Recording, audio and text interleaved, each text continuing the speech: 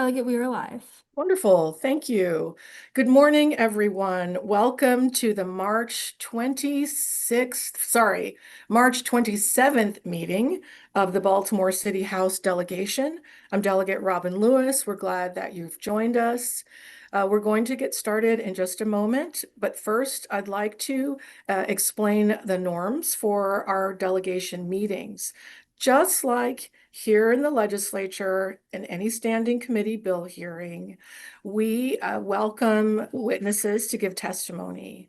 Just like in standing committee meetings, we give each witness 2 minutes to deliver their testimony, and we're grateful for that testimony.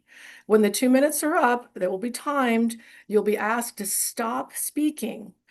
At that point, we ask you turn off your microphone, but just after you've been called on, you deliver your 2 minute testimony, and then we go on to the next witness. We do this in an orderly and respectful manner, just like we would here in the House of Delegates or in the State Senate. Okay, a lot of you are familiar with that. So we thank you for sticking with our norms. It lets us get through the meeting quick as we can and respectfully as we can. Next, I'll just go through our agenda so everyone's aware. We are so grateful and fortunate to have with us Congressman Johnny Ochevsky, who will, at the top of the meeting, deliver a few remarks and give us a quick update on the hard work that he and our congressional delegation are doing to protect us in Washington, D.C. We will then go to bill hearings. We will hear in this order Senate Bill 538. That's Senator McCrae's Baltimore City Raffles organizations affiliated with professional baseball and football teams bill.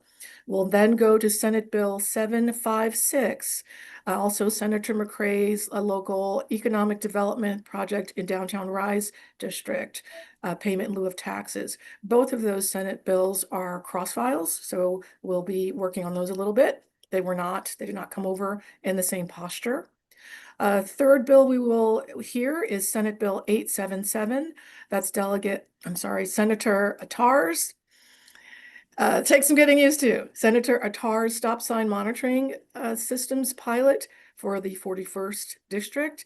And then lastly, we'll hear Senate Bill 554. That's Senator Hayes' local bill, City Board of School Commissioners, appointment process and compensation alterations. We will go in that order, and then we'll go to announcements, and then we'll adjourn. So with that, members, any questions about the agenda? Great. We'll go straight to our wonderful Congressman, Johnny Ochevsky. Take it away, sir. Thank you for being with us. Yeah, thank you, Madam Chair, and to members of the delegation for the time. You clearly have a full agenda, so I will try to be relatively brief today. If there's time for questions, I'm happy to take them. Otherwise, we can follow up offline. Christopher Yule on my team is also available here on this call, and for any members who have any questions or needs. I just want to say first, what a privilege and honor it is to represent the city of Baltimore in the United States Congress, along with Representative Mfume and our amazing U.S. senators. So thank you all for your partnership and the work that you guys are doing each and every day to fight for our wonderful city, the region, and the state. I would say for me, it's definitely been an eye-opening experience now just in my second year, but still my first term of Congress. Just yesterday, I gave a floor speech commemorating the 2-year anniversary of the collapse of the Key Bridge. Fortunately, we have an amazing delegation and federal funding is fully in place for that project. Unfortunately, though, we know that this has been an administration and a Congress that has really been cutting and hurting Marylanders and Americans across this country, whether it's taking away food benefits for seniors and veterans and children, taking away health care for millions of Marylanders and Americans, or for those fortunate enough to have it, driving up costs. The Affordable Care Act premiums that expired is costing the average Maryland family $4,700 more a year. We're seeing assaults on our immigrant communities. We're seeing attacks on DEI programs and erasing of Black and female and other histories in this country.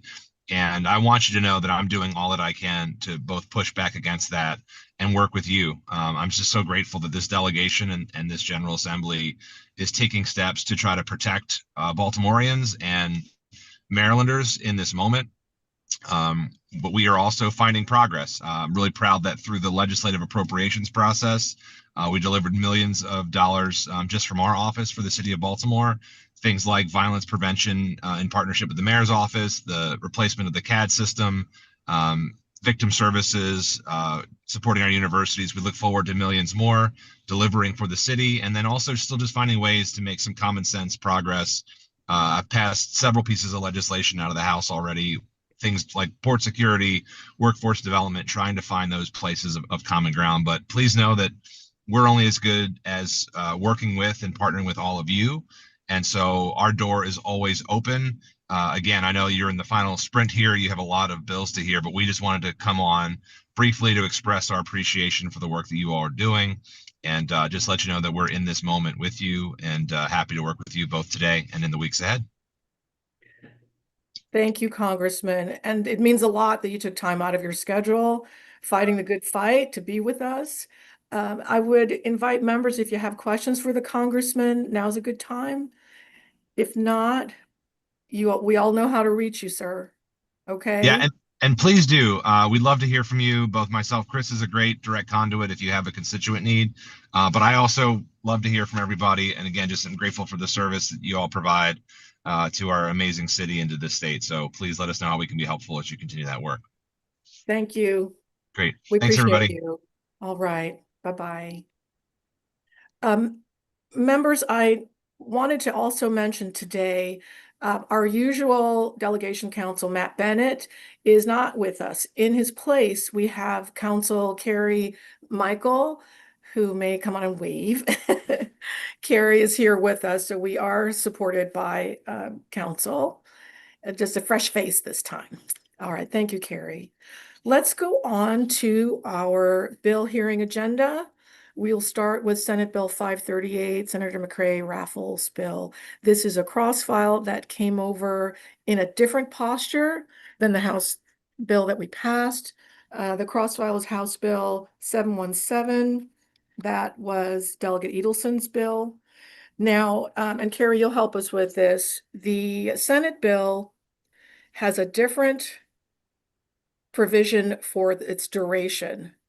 The Senate bill has a 6-year term provision, and the House bill that we passed has a 4-year term provision, 4 years and 1 month term provision. Other than that, the bills are in identical posture. And I just welcome a discussion on how the body would like to address this discrepancy. I'll ask the House sponsor, Delegate Edelson, to comment first.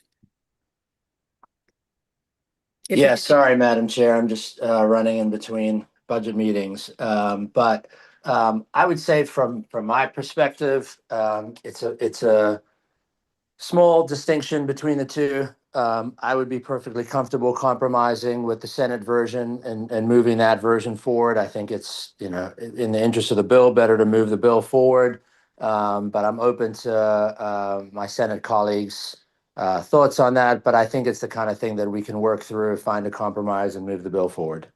Great.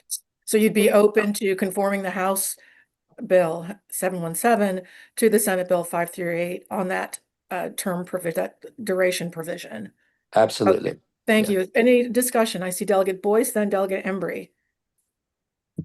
Thank you, Madam Chair. I'm having some allergy issues.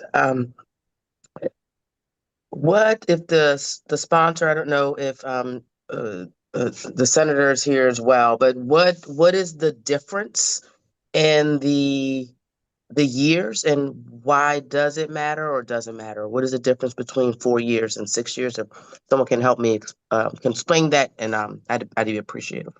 Thank you. Delegate Eason, would you like to take that, or?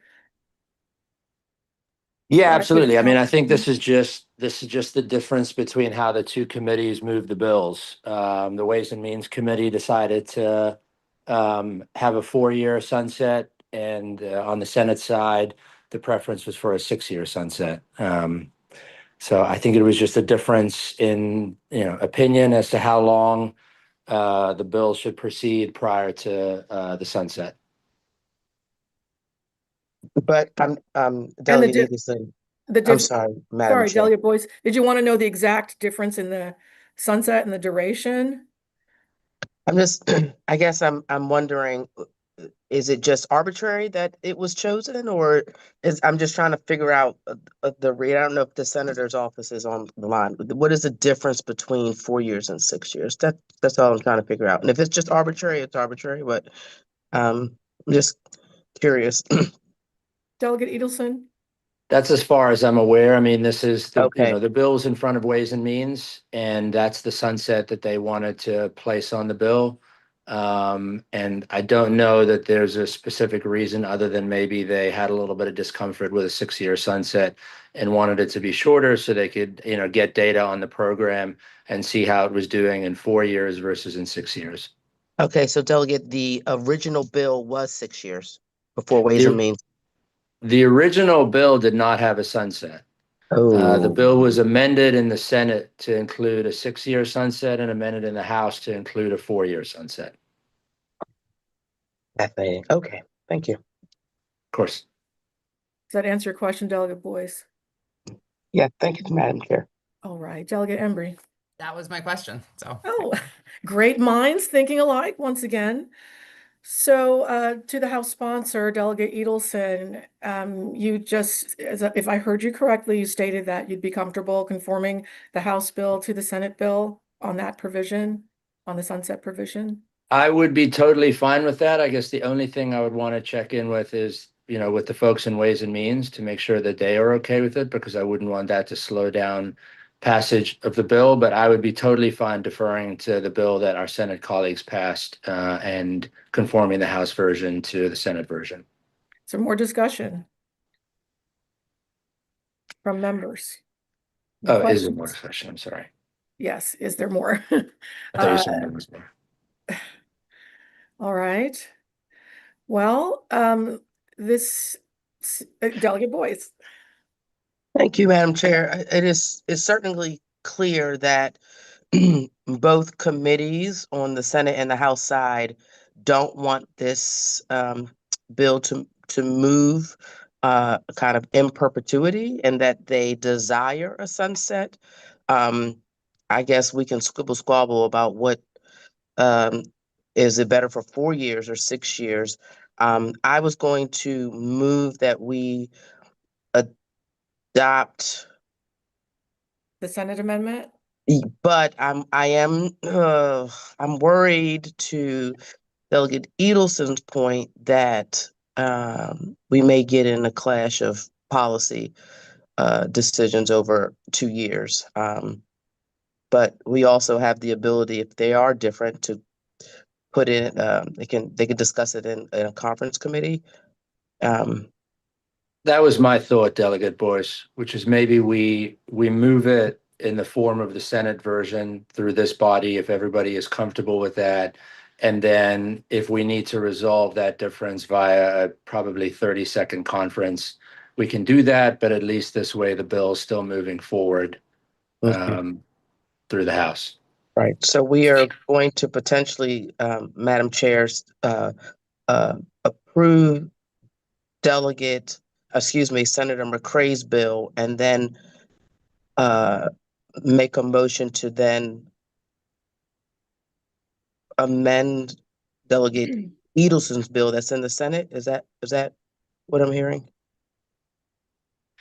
Yeah, I think we would just for now move to conform the bills to the Senate version and move it forward and go from there, I think is the easiest way to do it. But also, if, to the extent, of course, Senator McCrae wanted to weigh in, I'm open to that as well.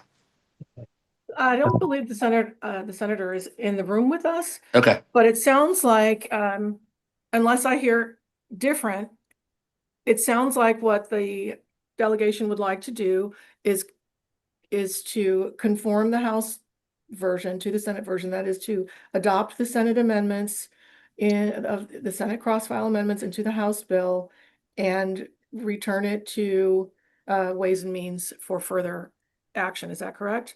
That sounds great, Madam Chair. Thank you. All right, I'll entertain a motion. Madam Chair, I move to conform the House bill to the Senate bill. I second it. Okay, properly moved and seconded. All those in favor of the amendment say aye. Aye. Aye. Any discussion? Any opposed? Hearing none, the amendments are adopted. Move the bills amended, Madam Chair. Do I have a second? Second. All those in favor say aye. Aye. Aye.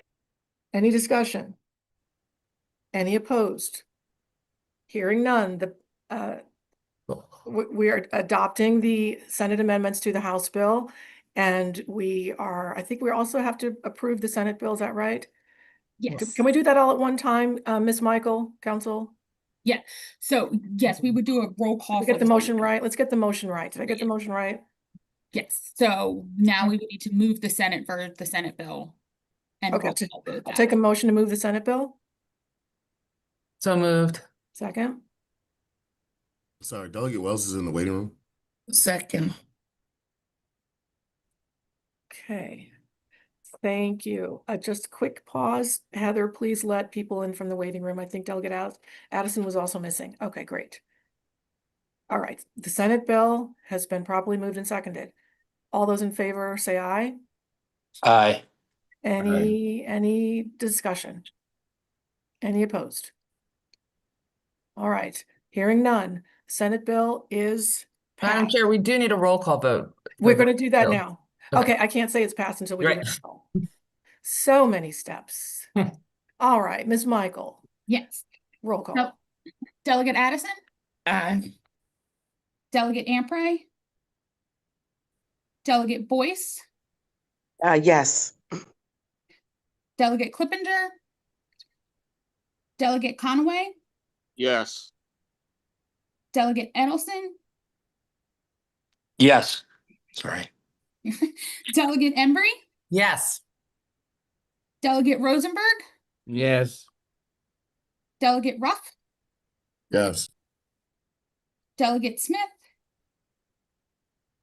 Delegate Stinnett, Yes. Delegate Wells, Delegate Young. Aye. Okay. Delegate Ampray, Delegate Clippinger, Delegate Smith, Delegate Wells, Chair Lewis. Aye. Madam Chair, just really quick, I think there are a couple of people still stuck in the waiting room.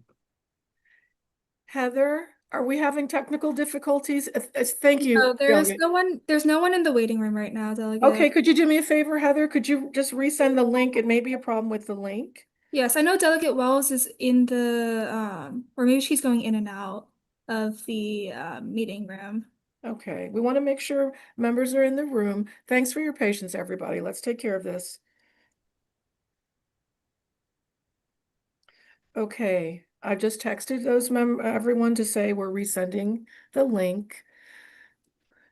Did we have a quorum on the roll call, Miss Yes. Michael?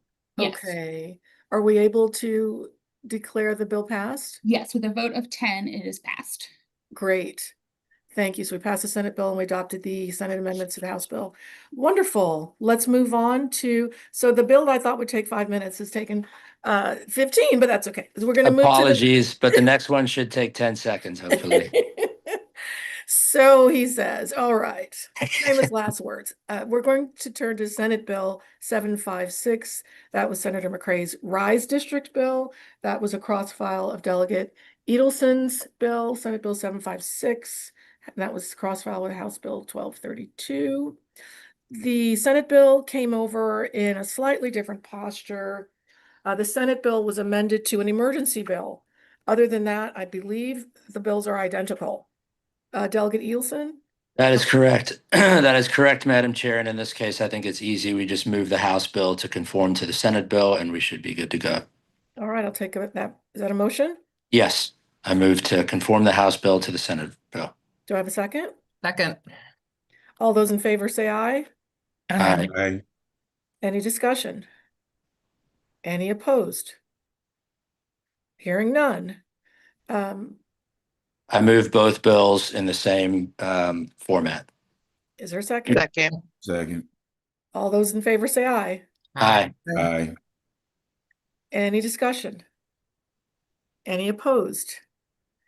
Hearing none. House Bill, we've moved Senate Bill 756 is passed, and House Bill 1232 is amended to match the Senate's cross-file. Is that right? Council Perfect. Michael? Oh, sorry. Did you want to do? I do want to do a roll call. I just want to make sure I get the motions right. Yes, you're all right. Okay, roll call. Delegate Addison, Aye. Delegate Ampray, Delegate Boyce, Yes. Delegate Clippinger, Yes. Delegate Conaway, Yes. Delegate Edelson, Yes. Delegate Embray, Yes. Delegate Rosenberg, Yes. Delegate Ruff, Yes. Delegate Smith, Delegate Stinnett, Yes. Delegate Wells, Yes.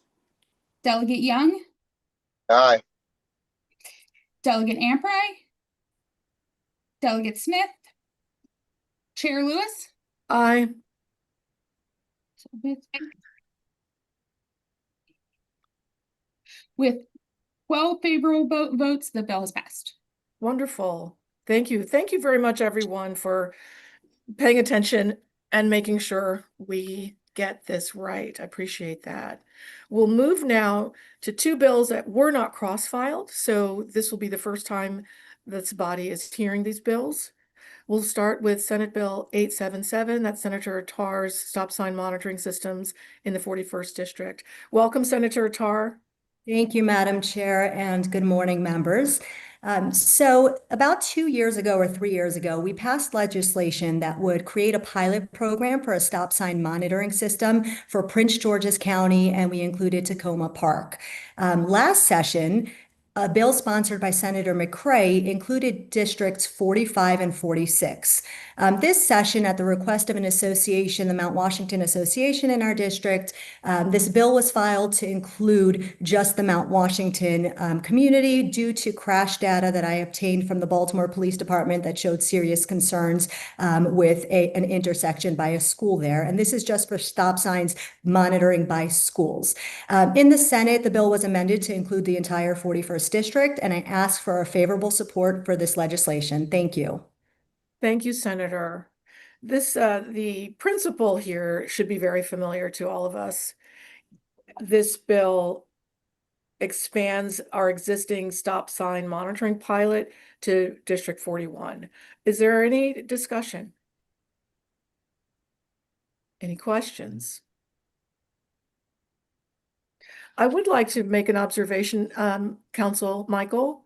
Mhm. I noticed that the fiscal note, and this is the first time I've ever seen this, the fiscal note is wrong in one regard.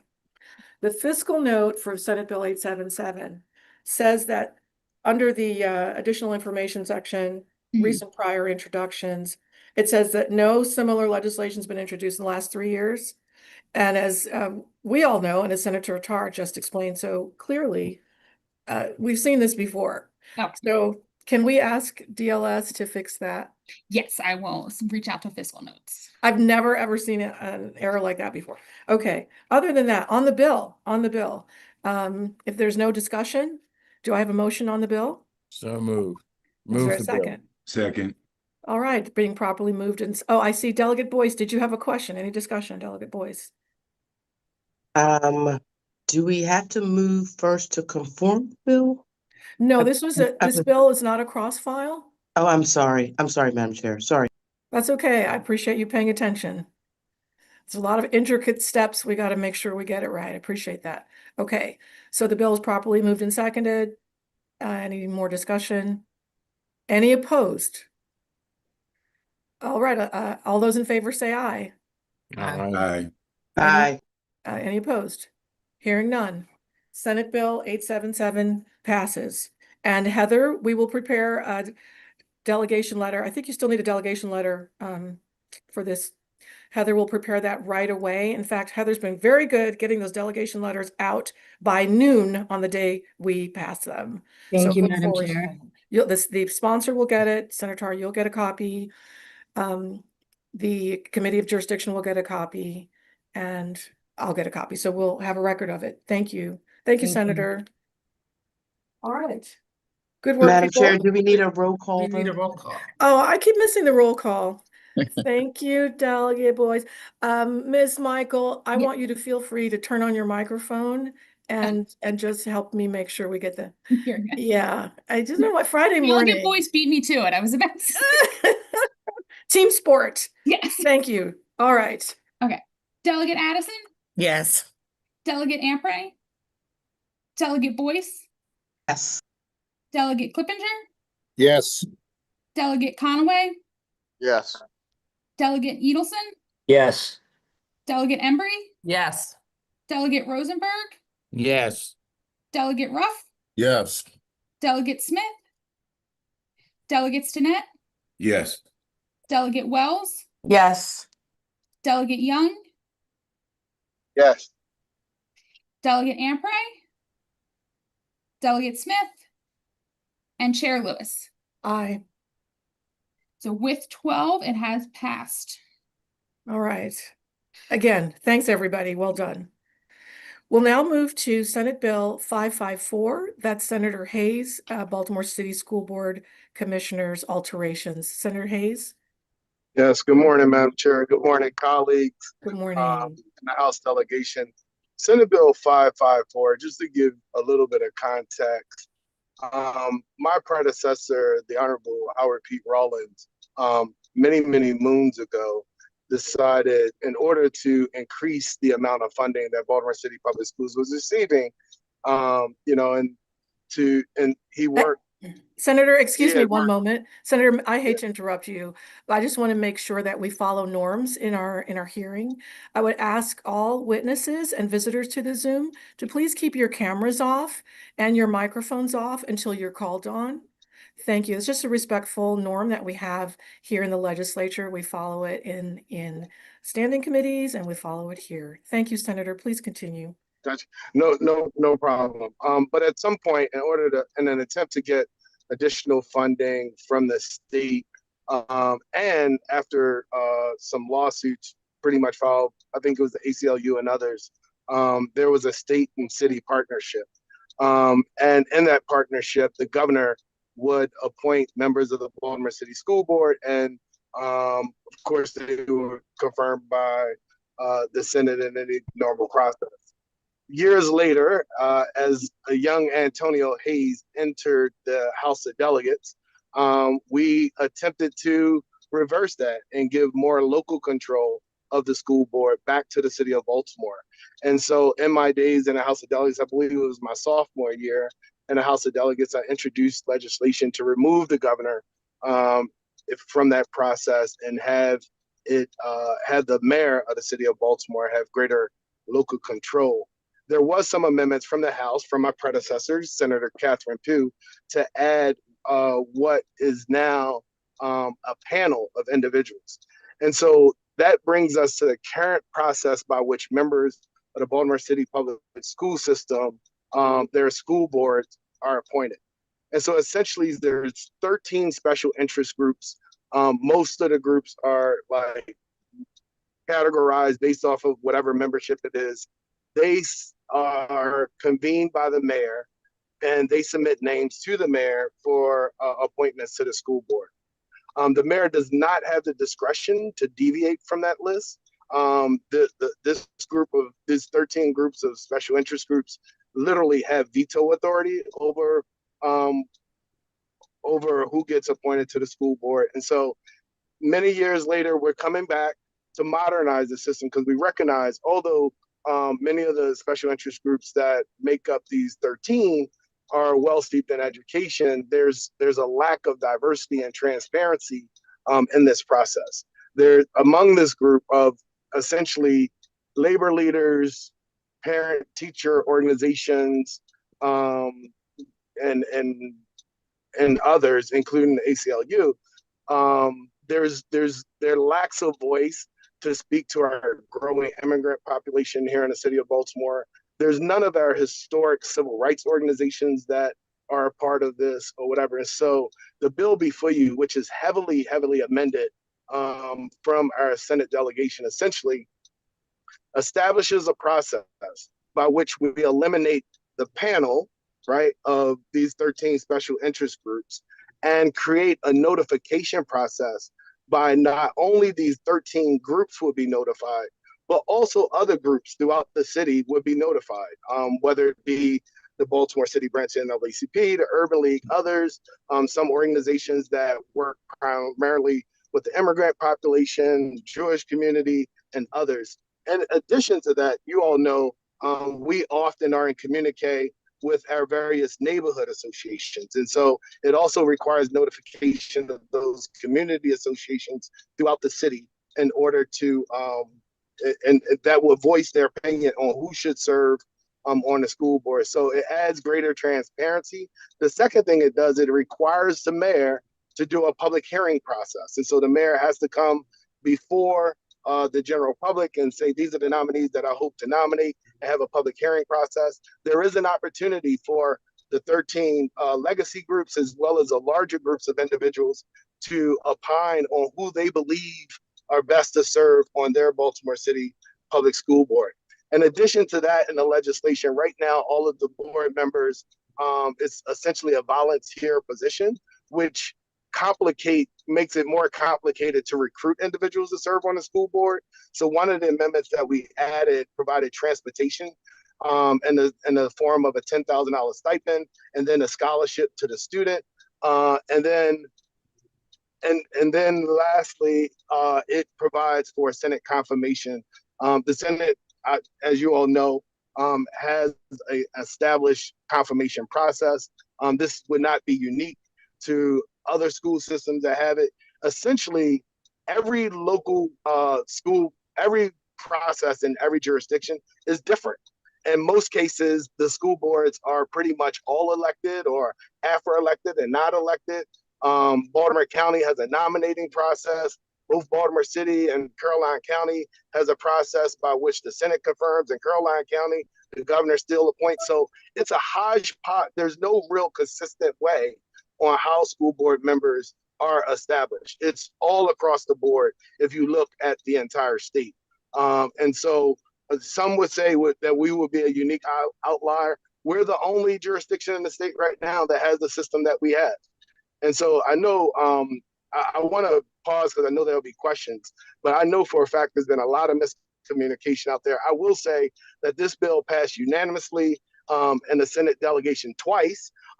First on the bill as introduced, second as the bill that was amended, and then before the entire body, it passed unanimously with the exception of Senator Attar, who obviously is facing a primary election and had some second thoughts about where she might be. And so with that, Madam Chair, I'm open to questions and ask that the City House delegation provide a favorable report on Senate Bill 5-4. Thank you, Senator. 554. Senator Hayes, did you have a sponsor panel with you? No, I don't Okay, think so. thank you. Okay, Heather, I don't believe we have anyone on us at the Senate. Okay, so we're going to open the floor to questions from members of the House delegation. I see Delegate Boyce. Thank you, Madam Chair. Thank you, Senator. I dearly love you. That one comment I don't know about. But I am wondering why the composition of the community panel you didn't just add certain special groups that you would want versus making them more of an advisory. Yeah, I think it's an error in policy to name groups, right? Okay. I think to open it up to the greater public, we all as residents and taxpayers in the city of Baltimore should have a voice in who serve on our school board. And so to have a small group, or for us to pick winners and losers of who should have input into having input on our school board, I just think that's the fallacy in the way it's currently structured. Delegate Boyce, did that answer Yeah. your question?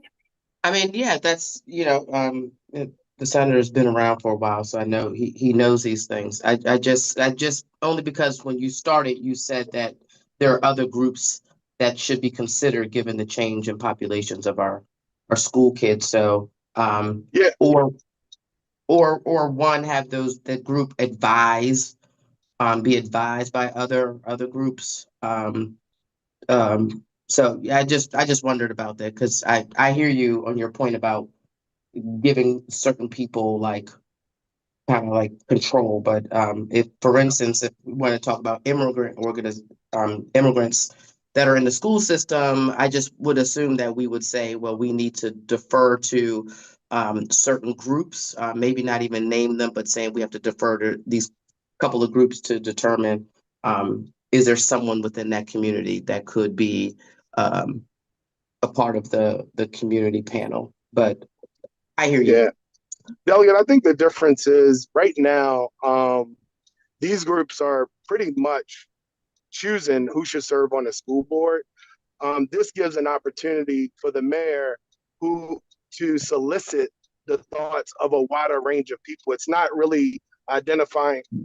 I'm sorry, did I cut off because No, we I can was hear getting you. called? No, we can hear Okay. you. Yeah. This gives the mayor greater authority to solicit a wider a range of opinions and not necessarily the individual groups, right? And it's very, very broad. And so whereas the panel right now, it's insulated and is just a select group that could come up with this list. This gives the mayor a greater opportunity to solicit.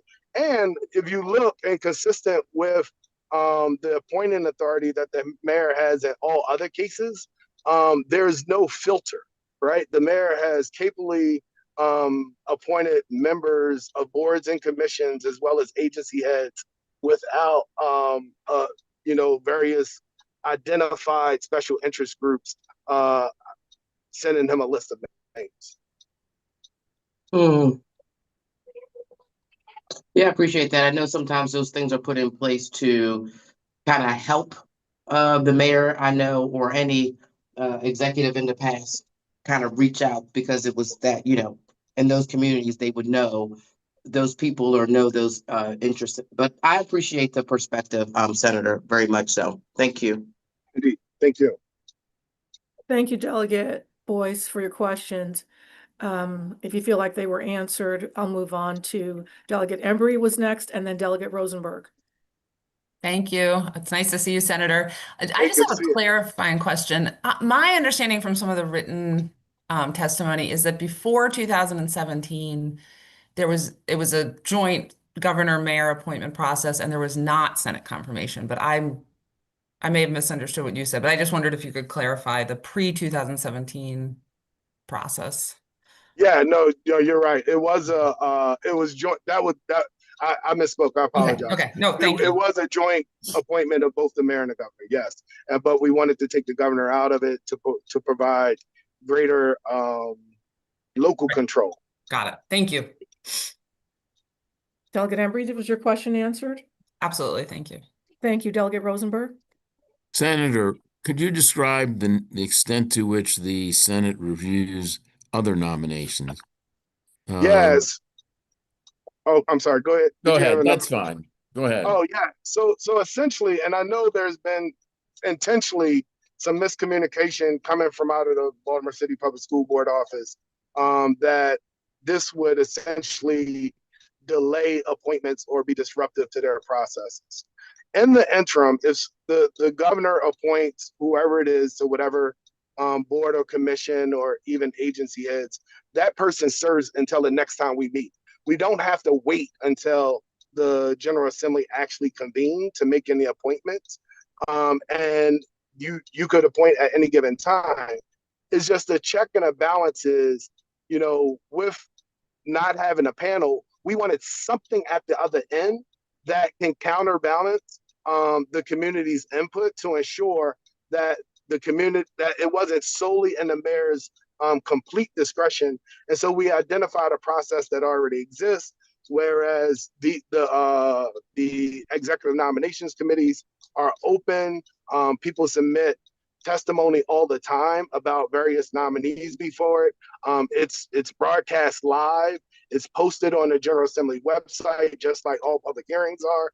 And so it's a very public process, lending itself to all of the input of the general public. So in addition to, and so again, delegate, this was about transparency. We wanted to require the mayor to do a public hearing, but also to hold him accountable on the back end and have a process by which he would have to garner the support of the duly elected senators that represent Baltimore City. And so that's where we landed on that. But it's a very public and transparent process, just like the rest of the business before the General Assembly.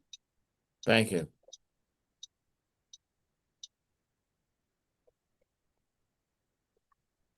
Delegate Rosenberg, did that answer your question? Yes, it did.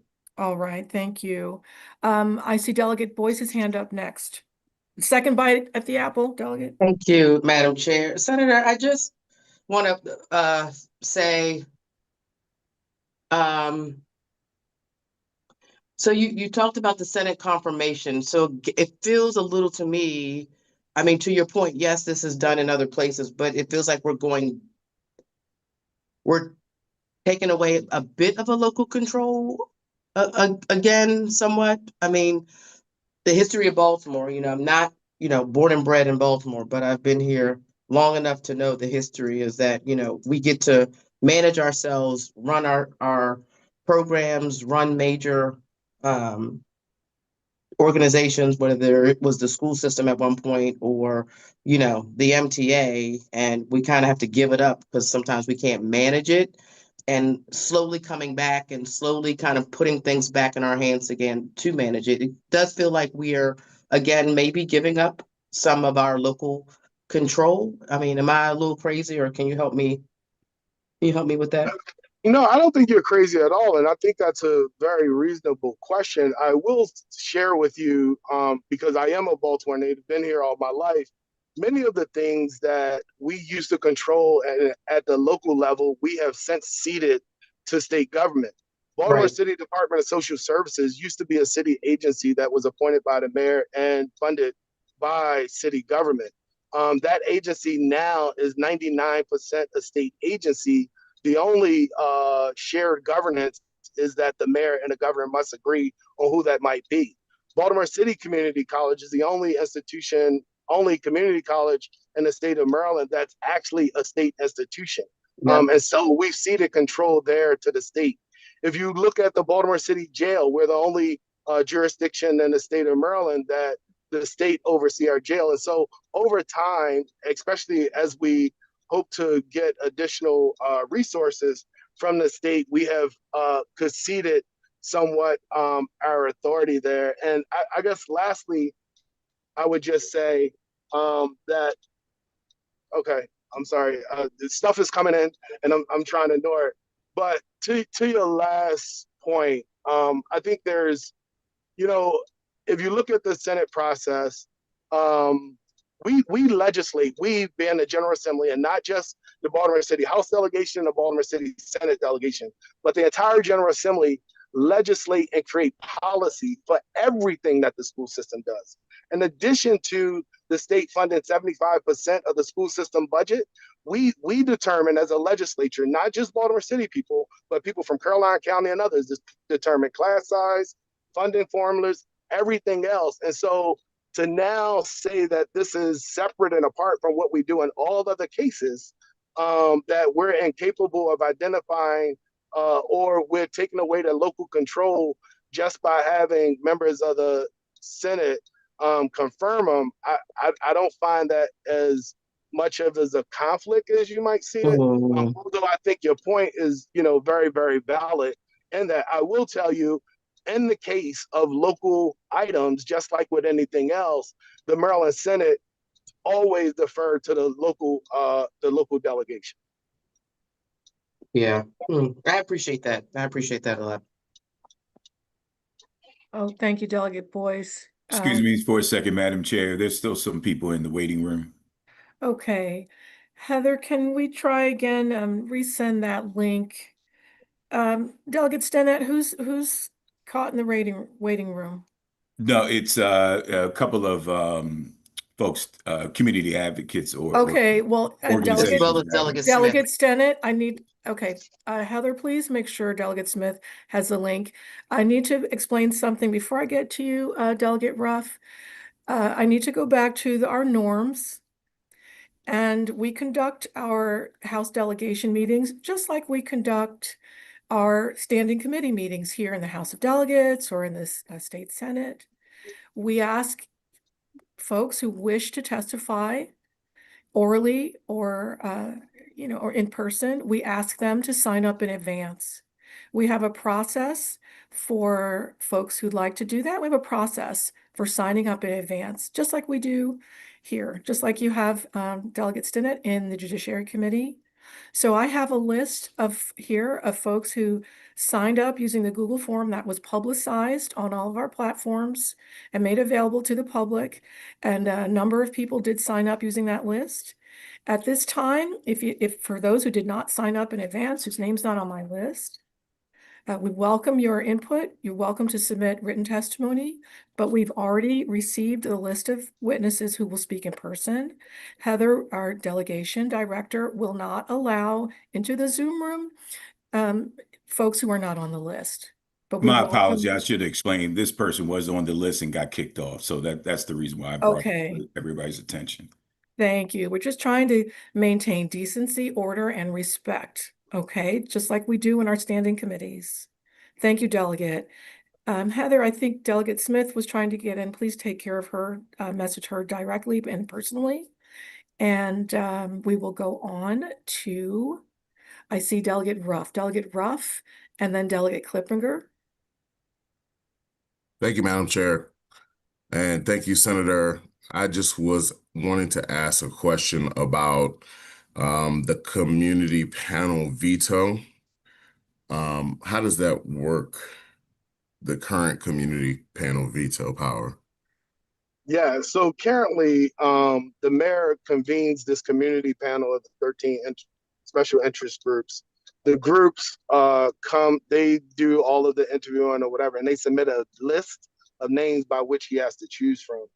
If the mayor is not satisfied with that list or want the community panel to send them additional names, they would reconvene and send them additional names, but he doesn't have the authority of going outside of that process.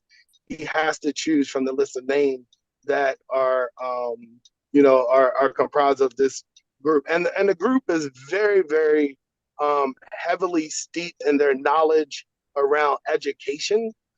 There lacks diversity of thought around the impact on business and other things that might help better inform the multi-million, possibly billion-dollar corporation or organization or government entity that we refer to as the Baltimore City Public School System.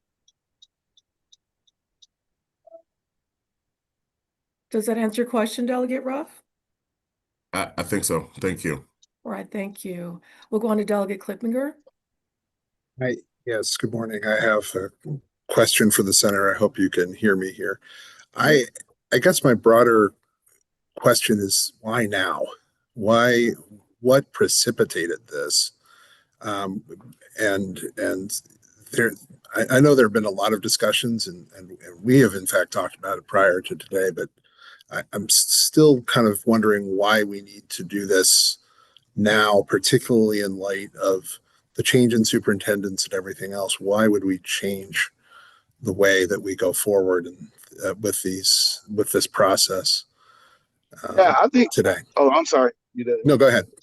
Okay.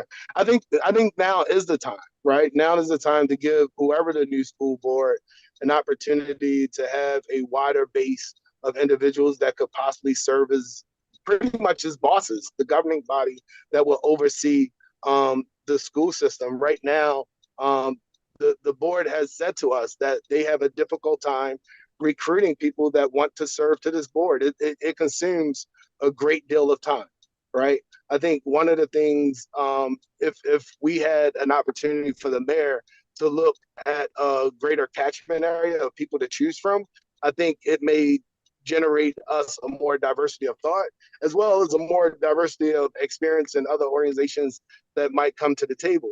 Also, I will submit to you, Delegate Clippinger, if you look at the funds that are expended on within our school system, and the reason why so many in our community have began to ask for further audits or IG oversight and other things. If you look at the compensation that's provided to our school board members, because they're so independent, I think the ACLU and their lawsuit got a lot of great things out of having the school board more independent. But what it has done is created the school system in a vacuum where if you look at the baseline or complete compensation package of our school system members in comparison to state employees, in comparison to city employees, there is not a match, right? And we're expending a lot more resources on on those employees that's a part of that system, because the coordination of the city, state, and the school system have essentially been severed with the separation of all of them. So I think we deserve to give the incoming CEO, whoever that may be, an opportunity to cast a greater net. And I think the mayor is capable of doing that. He's done that, and mayors before him have done it in every other situation. They don't really need a filter of organizations to give them a list.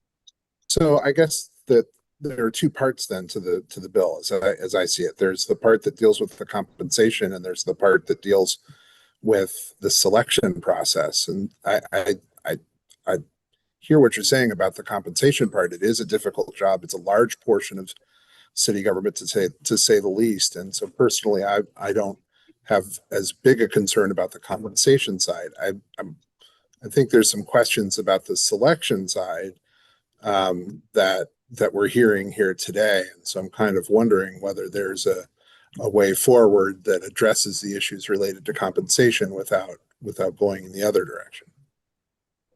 I'm not sure. Can I hold on real quick? I pulled over and now someone is coming to see me. But no, I think just on the appointment side, it gives a greater opportunity for people to reach out. It gives the mayor a great opportunity to reach out to a broader audience. Hold on one second. Thank you, Senator. Are you listening to the city delegation meeting? I'm not. Let me get on the A lot of multitasking going on this time of session. Thank you.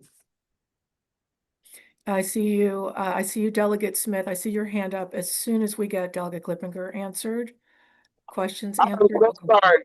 The state police saw me pulled over to the side and was like, "What? Are you okay?" And she was so nice. Oh, looking out for I just everybody. didn't want to drive and interact with you guys while I was on the phone and drive at the same time. So I just pulled over to a safe spot. We want you to be safe too, so don't be driving and talking. But thank you, everyone. Delegate Clippinger. I'm sorry, I was a little incoherent because I saw the state trooper coming, Luke, and so I was like, hold on, let me get to them first. But no, I think with the appointment process, again, I just think that there should be greater transparency and a greater diversity of thought as we choose school board members. Thank you again, Madam Chair. Thank you, Delegate. Delegate Smith, please go ahead. Thank you, Madam Chair. I apologize for my tardiness. We were having a pre-conference for the budget, so I apologize for just arriving. Thank you, Mr. Senator, for bringing forth the bill. I had two questions for you. One, I heard you respond to Delegate Clippinger about sometimes the difficulty in recruitment for this really daunting task of being on the Board of School Commissioners. And I know there's been a work group that recommended compensation. Many other large systems have significant compensation for this work. Your bill as proposed would give a modest amount of compensation, but I remember the task force, I think, recommended about $20,000 for the chair, 18 $1.5 for the vice chair and like 18,000 for the rest. What are your thoughts about that? Other large systems in the state actually even compensate at higher levels than that, but I think the complexity of our system still might create unique work burdens that even a system that's technically larger may not face, just based on our concentration of children that have IEPs, our English language learners, and also those who live in a concentration of poverty. So I wanted to know your thoughts on that. Yep, yeah. So on the compensation piece, I just think they should be compensated. I don't think that they should be volunteering to doing it. How much, Right. I don't know. I'll leave it to you guys who serve it on budget committees. I think the modest recommendation was just to acknowledge the fact that there were no compensation, whatever. And to add to your first point and Delegate Clipపింger's point, the groups of organizations, the 13 special interest groups that now are, like I said earlier, they're very steeped in knowledge around education, but there's not a whole lot more about, there's the expertise that exists there doesn't go necessarily beyond education. And so I think the mayor is in a unique situation. The mayor's office, not if we take away who the mayor is, but the mayor's office is uniquely positioned to see across the landscape of the city and identify individuals that can possibly serve and be recruited to the school board. Whereas this small group of individuals, their lens is mainly specifically towards education. It doesn't lend itself, again, to the diversity of thought and other input from a wider community. I have a follow-up question based on the fact that, yes, you have those groups, but the actual management and facilitation of the panel is the Mayor's Office of Children and Family Success. So I feel like the Mayor's Office does have a significant hand in kind of the cultivation and the execution of the panel. Can you speak to why that is insufficient? Again, at the end of the day, we have these groups who are mostly membership groups, mostly individual groups themselves representing their own interests. Although they manage it, it's the responsibility of this group to make a decision on who gets on the list, and then yeah, they have the sole discretion as to who gets on the list. Okay. And then one last question, Madam Chair. Please go ahead. I know that there is some student voice from the coalition, of student councils. I can never get all the acronyms right. But I know that we also have a very growing Latino student population. And we also have students who, once they leave, might not necessarily be pursuing college or higher education. They might be pursuing other career training and apprenticeship programs. And so speaking to your interest in a more expansive perspective, would voices from students, like, for example, we have Somos that's so active, they even come up, a student group, they even come up to Annapolis regularly to advocate for the needs of students, not just students at their respective schools, but students broadly, and primarily Latino students. We also have a lack of participation from the trades that are not just unions that work in the school, but the trade unions that people could go to work afterwards. Would those be the types of voices that could have more value, broad value to this panel if you were to consider them? Yeah, no, absolutely. That's why we included organizations like Casa de Maryland, the Esperanza Center, Soccer Without Borders, those organizations that deal with a lot of immigrant groups. But there's other voices that bring the expertise to the table. Look, it's in the hands of the House now, right? And so if you all have ideas to make this piece of legislation even better and more inclusive, I have no objections to that.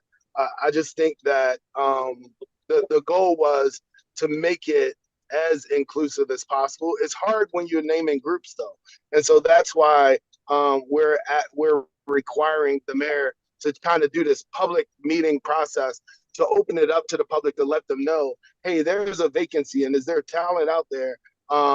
Step forward and let us know. The mayor has a really strong, loud, platform by which he projected to the community. And so when he or she in that office announced to the community that there's an opportunity to serve, I think you recruit a wider base of individuals that stand up and say that they want to serve. Thank you. Yep, I do. Delegate Smith, were your questions answered? Yes, Madam Chair. Thank you very much. Okay, you're welcome. Thank you for the great questions. Now, any other questions from members of the House delegation? Any discussion? Great. Okay, so we're going to turn to public testimony now.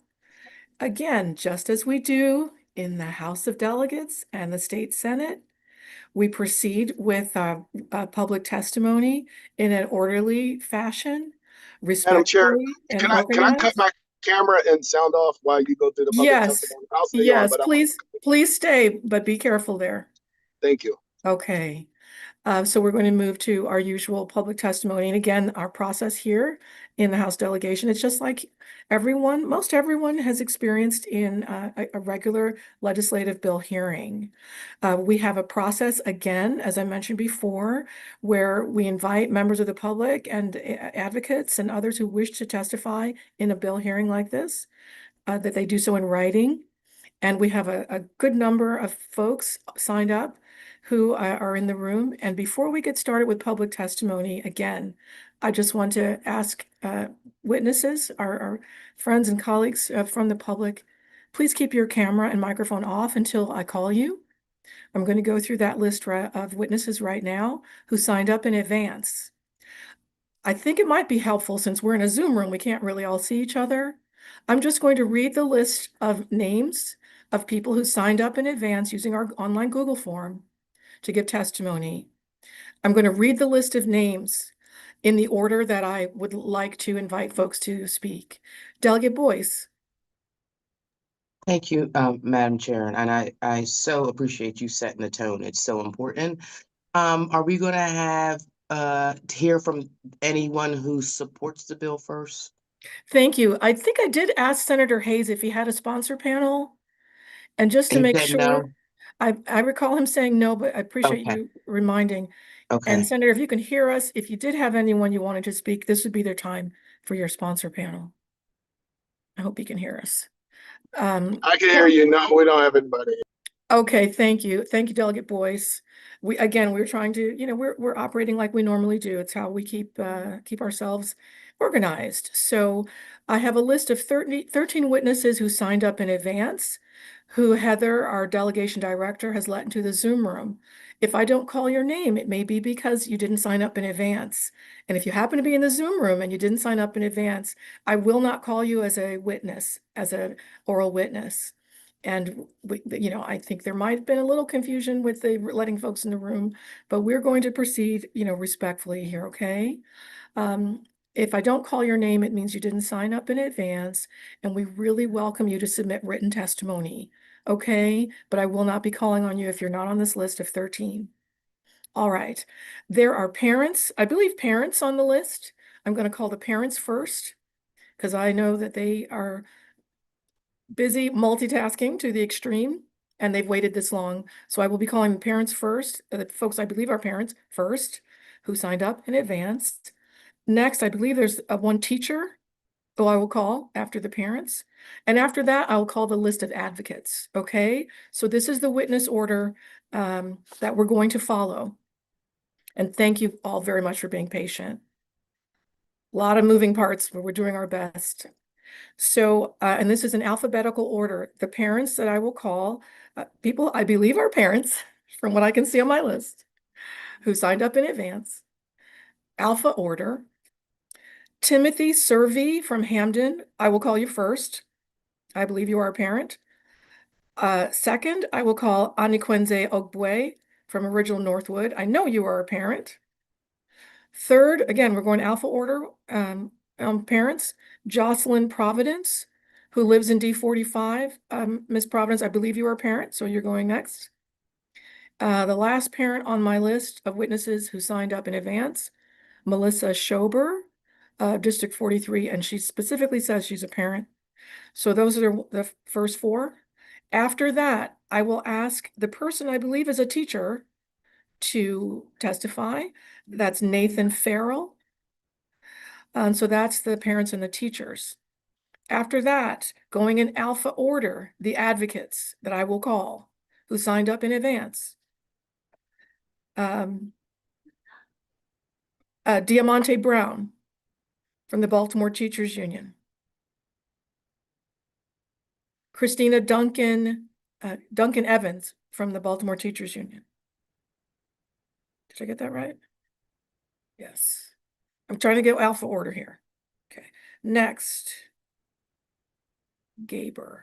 Corey Gaber from the Baltimore Teachers Union. The next in alpha order, Benjamin Grimaldi from the Associated Student Congress of Baltimore City. Next, I will call Dewana Merritt Starrett from the Baltimore City Board of School Commissioners. Next, alpha order, Frank Patinella from the ACLU of Maryland. And last, I will call Robert Sally, the chair of the Baltimore City School Board Commissioners.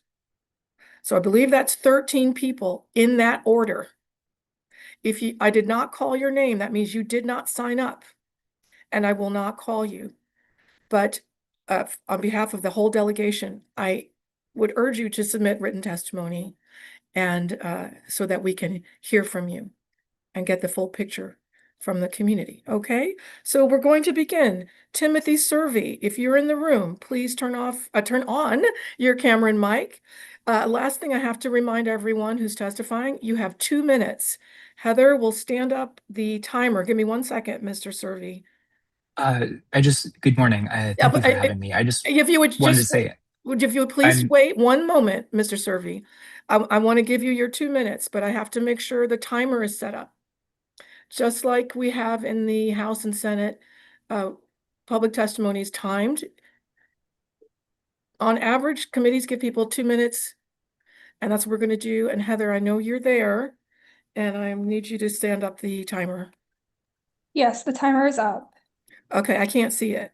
I'd have to start it. Let me give it a few extra seconds so you can see. Because the public needs to see it as well, so we know we're treating people fairly. Okay, can you zero that? Yes, is the timer readily available for everyone to see right now? Yes, we can see it, and it's counting down. But Mr. Servey has not begun his testimony. Yes. So, okay. I will Okay, start it Mr. at 2 Servey, minutes. when you start, we start the timer, and at the 2-minute mark, if you haven't ended, I will ask you to end. Okay? thank you. Okay, please I go just ahead. wanted to respectfully say I'm an advocate, not a parent, just to clarify. Oh, thank you.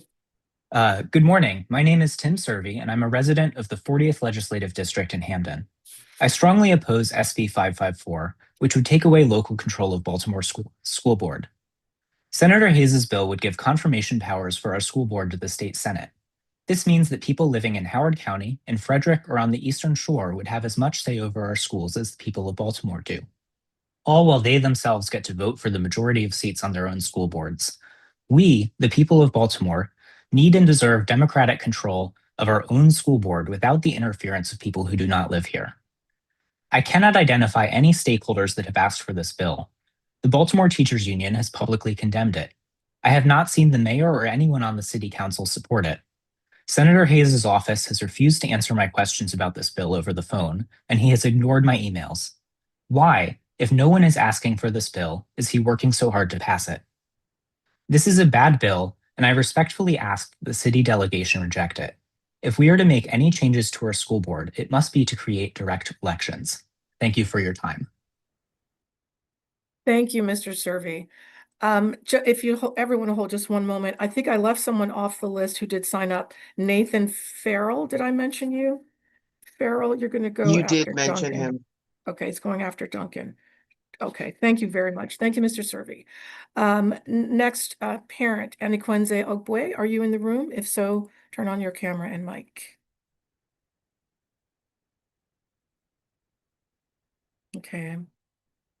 Signed up in advance, but not seeing. Okay, Thank you. Heather's just letting me know there are a couple of people who signed up in advance who are not in the room. I think Mr. Ogboy is one, so we'll move on. We do have his written testimony. Excuse me. We'll go on to the next person, I believe is a parent, and that's Jocelyn Providence from D45. Ms. Providence, are you in the room? Signed up in advance. Ms. Providence? Okay. We have, I believe we have written testimony. Okay, not in the room. Thank you, Heather. The next parent, Melissa Schober, D43A. Hello, good morning. Good morning. Please go ahead, Ms. Can you hear Schober. me? Yes, Okay. we can. Wonderful. Good morning. I'm Melissa Schober. I'm a resident of District 43A. In the late 1990s, to wrest money for city schools loose from Annapolis, then Mayor Schmoke relinquished control of our school board. Decades later, when those appointments returned to the mayor, this body created the community panel to vet candidates and advance a slate of consensus-approved individuals. The panel is not a random group of special interests. They are plaintiffs from the Bradford and Von G lawsuits who suffered long-standing harm. The panel recognized that harm and is a form of redress and acknowledges their lived experience and expertise. Although the bill's sponsor asserted this morning that the panel has veto power, that is untrue. As you can see in my written testimony, which cites meeting minutes of the panel, the mayor has declined to appoint anyone from the slate advanced or appointed a single member, even though the board has multiple vacancies. For example, Shantae Jackson, former director of Monsi, and Salima Jassini, an educational expert formerly of MSDE, were ranked very highly by the community panel, higher than other candidates, and the mayor declined to appoint them. Diversity of thought and business expertise is preserved in the statute that specified board composition and would be lost if this change is made. Also, the assertion that the panel is not public and transparent is false. I know because I was the complainant in an OMCB opinion that opened it. SB 554 would remove the panel's formal advisory power and replace it with a non-binding meeting that offers performative inclusion over shared decision-making. And here I agree with Senator Hayes. We ought not name groups and select winners and losers. We ought to have a wide diversity of thought in selecting members. We could broaden participation widely through a well-known process used by 23 other jurisdictions, voting. In closing, I direct you to my written testimony. Just 4 years ago, members of this delegation disagreed over the best form and function of our board in responses to AFT questionnaires. But Ms. there Schober, was can you please finish quickly? Your Yes. 2 minutes are up. Yes, ma'am, but there was a desire to have school governance reflect the best interests of the city. Please revisit your responses and your thought and vote for this bill today. Thank you. Thank you, Ms. Schober. Thank you for waiting and delivering your testimony. Next on my list, signed up in advance, Alpha Order, parent, community member, teacher, Nathan Farrell. Nathan Farrell, Mr. Farrell, will you please turn on your camera and mic if you're in the room? Mr. Farrell? If he's a teacher, like I think he is, a city's teacher, he's Good probably morning. teaching. I am here. Are you Hopefully you all here? can see me. Okay. Yeah, There you are. Thank you so much. great. Please go Thank ahead. you all. You have 2 minutes. Great. Good morning, Chair, members of the committee. My name is Nathan Farrell. I'm a high school teacher, Baltimore City Public Schools. Strong opposition to Senate Bill 554. The bill is a direct attack on the limited participation that city residents have over our school system. Eliminating the community panel does not improve governance. It strips away the voices of educators, families, and students, and frankly, educational experts from any decision-making process related to the school board commissioners. With all due respect, the Senate delegation is not educational experts. This bill is politically motivated and it harms, it does not help. It excludes, it does not include. It is ego over expertise. The bill was brought forward without consultation, without transparency, and without respect for the communities that it impacts. The bill is not about improving schools. It is about consolidating power, silencing Baltimoreans. The bill continues a very harmful legacy, and it is taking us backwards. Respect is earned, and your vote will be remembered. I'm urging everybody to please vote for community and vote against Senate Bill 554. Thank you, Mr. Farrell. Thanks for taking time. All right, next on my list, signed up in advance, advocates, folks that I recognize are advocates. We have in alpha order, Ms. Brown, Diamante Brown. Please join us from Baltimore Teachers Union. Please go ahead. You have 2 minutes. Good morning, everyone. My name is Diamante Brown. I'm the president of the Baltimore Teachers Union, and I am also a teacher. So I'm not just an advocate or a special interest. I am a directly impacted individual. My paycheck actually gets signed by Baltimore City Public Schools. I want to correct a few inaccuracies. One being that Senator Hayes spewed earlier, one being that the community panel consists of special interest group. That is incorrect. These are directly impacted individuals. When you're talking about groups like the Baltimore Teachers Union, that is 80% of the workers that work in city schools. When you're talking about the Parent Community Advisory Board, those are parents that actually have students in the schools.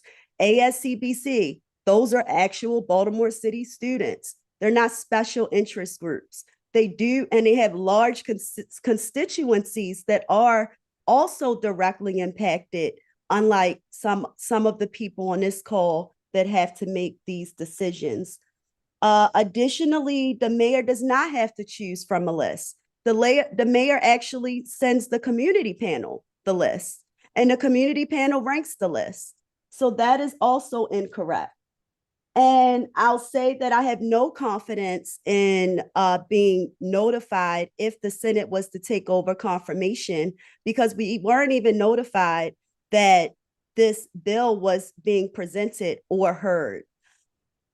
Because there's so many misunderstandings and the people voting on the bill and the primary sponsor doesn't understand how the current process works, I'm asking the chair to not call for a vote and instead urge her colleagues to learn about the current process. And if there is a vote, I'm urging that Baltimore City House delegates to vote no on Senate Bill 554. Thank you for listening. Thank you, Ms. Brown. And thank you. Okay, your timing was perfect. And we'll turn that clock off. Thank you, Ms. Brown. Please forgive me for mispronouncing your name. I speak a lot of languages and I always try to get people's names right. So please forgive me because we've met before, Ms. Brown. No worries. We'll meet many more times. And we will meet again. Thank you. Thank you for taking time away from your classroom and your kids. All right. I just got a text from Heather, our delegation director, that Anikwenze Ogboe is in the room. Anikwenze, last call. If you're in the room, turn on your mic and your camera to deliver your testimony as a parent. Kwenze, last call. I know you're tech savvy, so if you're here, you would have turned on your mic. Okay. We tried, but we do have Mr. Ogboe's written testimony as a parent. All right, we're going to get back on alpha order, my list of advocates. We're going to go next, Ms. Brown, to Duncan. Christina Duncan Evans. Yep, Ms. Duncan Evans. Yes, Good ma'am. morning, Chair Lewis and members of the delegation. I'd like to begin by emphasizing that the Baltimore City Community Panel's interview process is live streamed to the public, and the link is posted by the Mayor's Office of Children and Family Success. It took a lot of organized engagement with them to produce that result and for them to maintain interview videos on their website after the process concludes. Our engagement shows that the organizations in opposition to this bill are committed to transparency. Baltimore City has 9 appointed school board members. The next closest county has 3. One school district has 2, and the remaining districts are fully elected.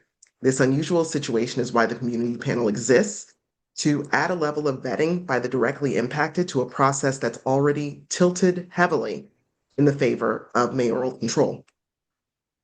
SB 554 takes participation and a meaningful role in governance away from teachers and support staff, students, families, school administrators, the disability community, the philanthropic community, the charters, and the City Council Education, Youth, and Adults Committee. That in and of itself is a perfectly fine reason to vote against the bill. Far from addressing the opponent's concerns, as the sponsor testified in EEE, The amendments to the bill worsen it further. A mayoral hearing with invitations to over 300 groups to speak publicly is a dog and pony show. The amendment to pay commissioners $10,000 rather than $20,000 recommended by the task force is strange because no compelling reason has been provided for a lower amount, but the task force had several good reasons for choosing the number they chose, namely a comparison with the other 5 large districts in Maryland and what their commissioners make. Panels should not be eliminated, and there has not been enough meaningful discussion and engagement to identify the best adjustments to the process. It's directly impacted individuals who are committed to transparency. BTU asks that you do not move this bill forward. Thank you for your time. Thank you, Ms. Duncan Evans. And your timing was also perfect. All right. Thank you for your testimony. Next on my list, signed up in advance, Corey Gaber. Did I get that right? Corey Gaber, please turn on your camera and You mic. did. Great. Please go ahead. You have 2 minutes. I can't see the clock though, Heather. There we go. Thank you, sir. Go ahead. Good morning. My name's Corey Gaber. I'm a District 40 resident, parent, teacher, and a vice president on the BTU Executive Board. SB 554 would reverse one of the few opportunities Baltimore City has to exercise local democratic control over its school board members. Up until 2022, Baltimore City was the only jurisdiction in Maryland whose entire school board was unelected. Even though we've added 2 elected seats out of 11 total, 19 other Maryland jurisdictions have fully elected boards, and the other 4 have hybrid boards with a majority of their seats elected.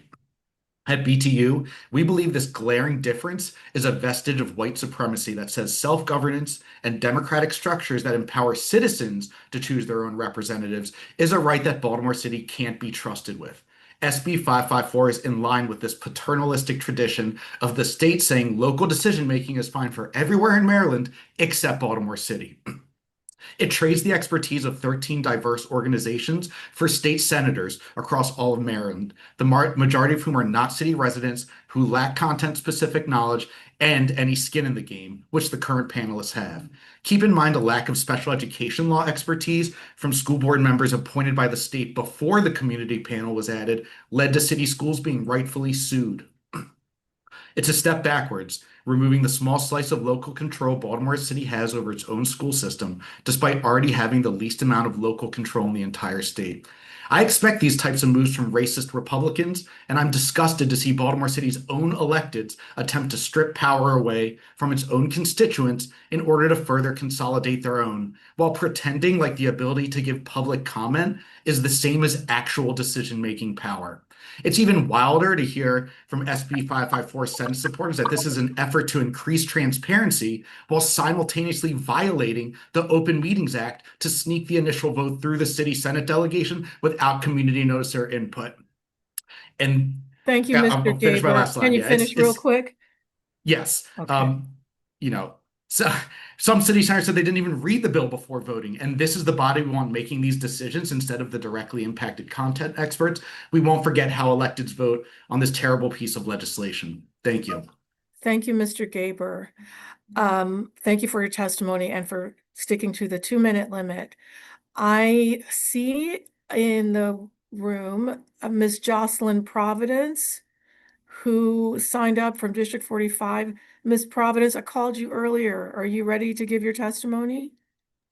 Yes, I am literally at school and I just ran to the library, so I wanted to make sure that I was on the record stating Well, we want to yes. hear from you. Ms. Providence, give me 1 quick second now. You'll have 2 minutes, okay? And you signed up in advance. I had you on my list of parents. Are you a parent or a teacher? It wasn't clear. I'm a parent and a teacher. Oh my goodness, 2 for 1. Okay, we definitely want to hear from you. So now that you are in the room, even though this is a little out of order, everybody, we want to hear from Ms. Providence. So please go ahead. We'll have 2 minutes for you. Thank you. Yes, thank you. And I will not take the full 2 minutes because I'm in the middle of class and everything right now, but I wanted to step out to do this.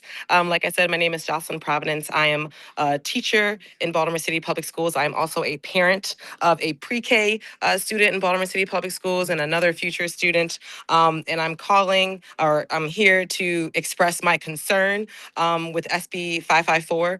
As a parent and as a teacher, I know it's so important for us to make sure that we have community representation in determining who is making decisions for our school. Right now, we have a majority appointed school board. It would be better if we had a majority elected school board, if not fully elected, but at least with an appointed school board, we should have community members who are playing a role in giving advice to the mayor of who is on the school board. The school board plays a huge role in making financial, budgetary decisions and policy decisions that affect parents, students, and staff every single day. And with the community panel being eliminated, that is a huge, huge blow to community involvement of people who know about disability rights, to people who have the parent perspective, of people who know the legal perspective, the teacher perspective is very, very important. And we should not be taking away power from the community when there's already such little power given to the community to be able to make decisions related to our schools. So I urge you all to vote against Senate Bill 554 because that is a vote in favor of taking away power from the community. In Baltimore City, we deserve our parents, our community, our students, we deserve to be a part of that decision-making process very directly through the community panel. So please vote against Senate Bill 554 so that we can continue to be involved, actively involved in the process throughout. And thank you so much for giving me time out of order. I'm going to run back to my class. Thank you so much. Ms. Providence, before you go, thank you. Yes. Thank you so much. We're happy to hear from you. All right. Good luck in the classroom today. Yes, thank you. All right. Bless you. Okay. We will now go, again, trying to stick to alpha order. I think we would have been on the Gs. We did Mr. Gaber. Now we're going to Grimaldi. Benjamin Grimaldi from the Associated Student Congress. Mr. Grimaldi, if you are a student and you're in the room, should you be in class? Are you here? We want to hear from you. You signed up in advance? Yes. Hi, there you are. Please go ahead. You have 2 minutes. Yeah. Dear Chair Lewis and other members of the delegation, my name is Benjamin Grimaldi. I'm the Legislative Affairs Director at ASCBC. I'm submitting testimony on behalf of ASCBC, which represents all Baltimore City public school students. ASCBC requests an unfavorable report on Senate Bill 554. Below, I will give the reasons we are making this request. Firstly, the bill would make the community panel suggestions non-binding. The mayor and the state senate would have unlimited power to make any appointment they wanted without regard to community opinion. Secondly, our current selection process is not antiquated. Many other counties have a nominating process that are used for that similar, and many counties have elected school board members, a majority of elected school board members. Giving stakeholders influence in those who become school commissioners and run the school systems is not an antiquated system. Thirdly, it has been claimed that merit of this bill is that it includes wider community feedback. But our current board the current selection panel is composed of stakeholders that have a direct impact, that are directly impacted by the school system. And this bill would include many groups that are not stakeholders in the school system. So it's not a clear merit that it widens participation. And we should prioritize including stakeholder groups such as ASCBC, PCAB, and BTU over neighborhood associations. I would also like to say that while this bill includes compensation for school board commissioners, that should not sway a single vote. I request that legislators opposed to the appointment process do not support the bill solely for the purpose of getting compensation for our commissioners. We have right to clear legislation, and tying a popular proposal for compensation to one that there's been overwhelming testimony against. There have been 24 pieces of testimony against in the Senate and 13 only oral so far in this committee.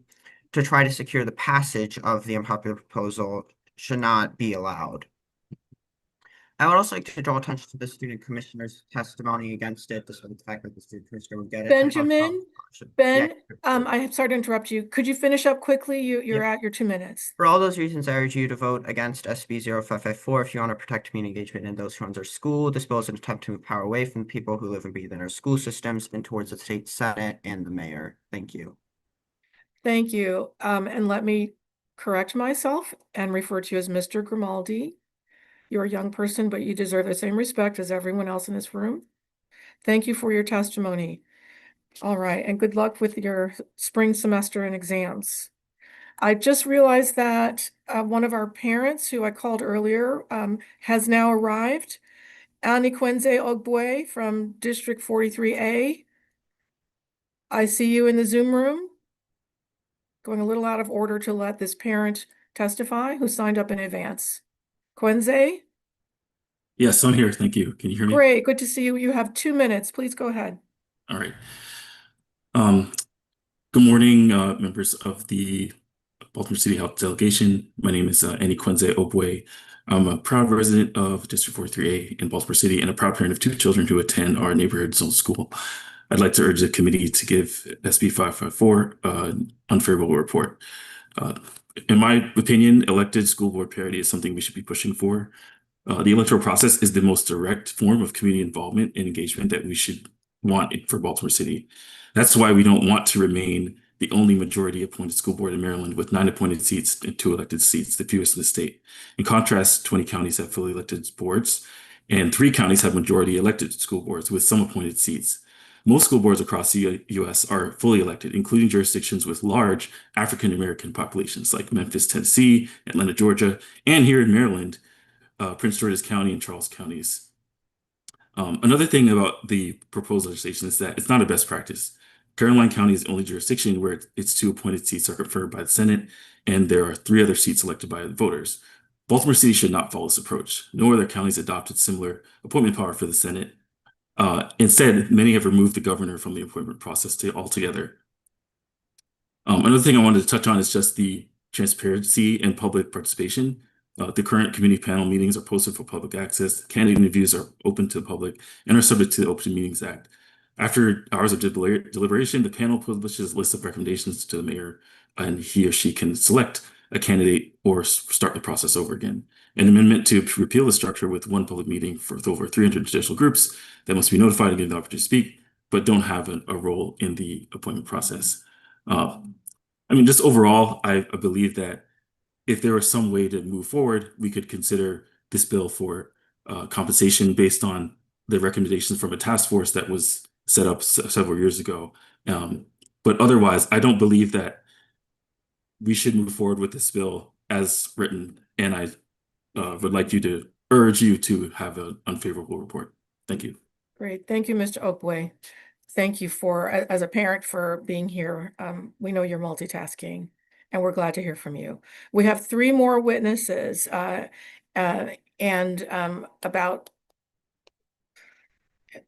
I think we have enough time to get through our last 3 witnesses.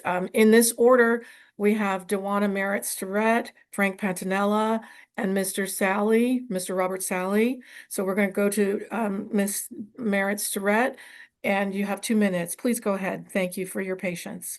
Thank you, Chair Lewis and members of the Baltimore City Delegation. I'm Dewana Merritt-Starrett, the Executive Director of Legislative and Government Affairs for the Baltimore City School Board.